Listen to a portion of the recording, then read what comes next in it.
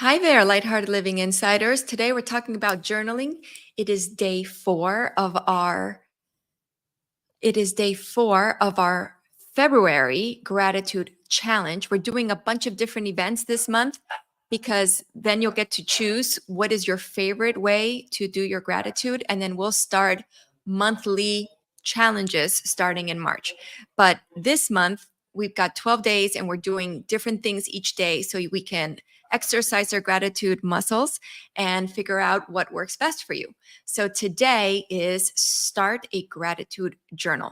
Now, many of you already journal. It is a wonderful practice. And if you already do it, I'd like to know. I want details. How often? What's your frequency? What's your favorite format? How do you journal? What works best for you? I absolutely adore journaling. A big part of my practice has to do with the questions we ask, of course, of ourselves, how we perceive. The mindset has a lot to do with the questions we're asking great questions.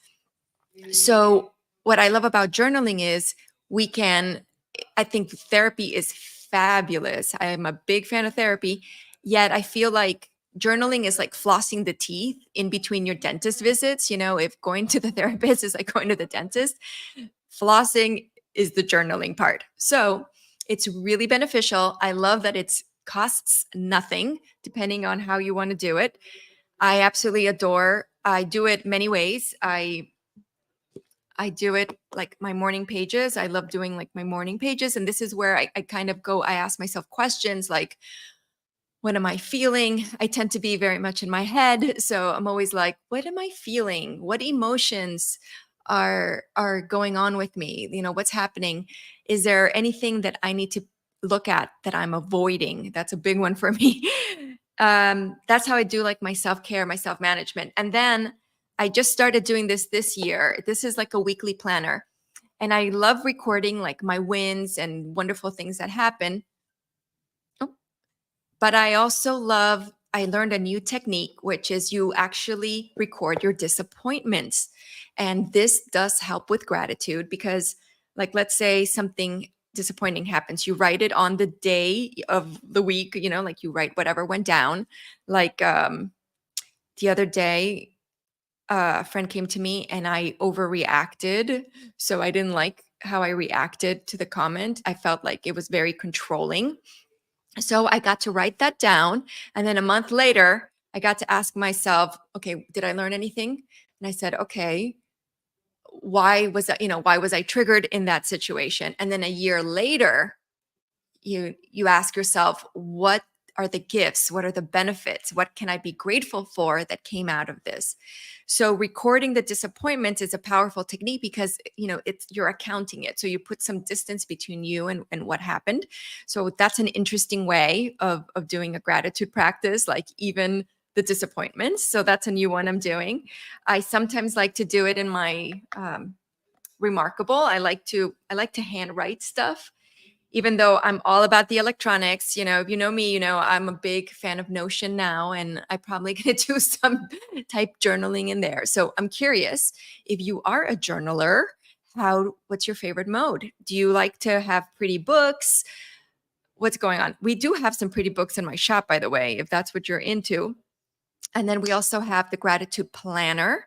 And then, of course, a lot of you have my freebie, the gratitude cheat sheet, which gives you like 5 steps to implementing gratitude in your life. And then, of course, the planner is like a whole DIY course. And the gratitude course, of course, is that. So, anyway, that's some of the stuff because, as you know, I created the Grateful Giraffes. That's the kids' books. I have Gratitude is like a whole poem series for adults, grown-ups. And gratitude is a big part of my life. I wrote that poem in 2006 after seeing the magic it created when I played what I call the gratitude game every day. My friend and I would leave each other messages on the phone, and it was amazing because we would purposely not answer. We would talk later, but we would just go on a rampage of appreciation, whatever was going on. And it really rewired my brain. So gratitude is such a simple tool and so wonderful because it's wonder, wellness, and wisdom. It's all three, as is journaling. It's a key to lighthearted living is acknowledging your thoughts and processing them. And the journal is a wonderful way to do that. So, have you ever journaled? Do you want to journal? Do you hate journaling? Are is there something, if it brings up anything in your body, what's going on? What comes up for you when you think of journaling, negative or positive?